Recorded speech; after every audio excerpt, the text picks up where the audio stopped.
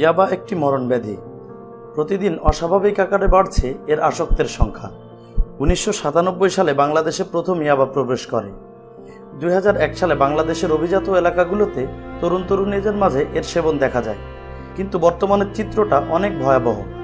2005-06 সালের দিকে হাতের আঙ্গুল গুনে বলে দেওয়া যেত কে ইয়াবা আসক্ত, আর বর্তমানে হাতের আঙ্গুল গুনেই বলে দেওয়া যায় কে ইয়াবা আসক্ত নয়। আগে দেখা যেত সমাজের বাজে ছেলেরা যারা লেখাপড়া করে না তারা মাদকাসক্ত, কিন্তু বর্তমানের চিত্র পুরোটাই উল্টো।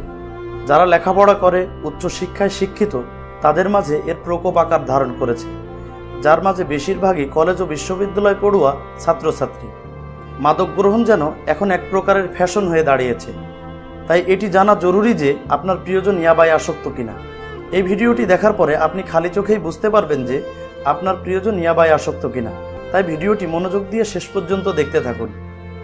ইয়াবার কুফল এবং ইয়াবা ছাড়তে হবে কিভাবে, এ বিষয়ে পূর্বেই আমাদের চ্যানেলে দুটি ভিডিও আপলোড করা আছে। আপনি চাইলে আমাদের চ্যানেল ভিজিট করে ভিডিও দুটি দেখে আসতে পারেন।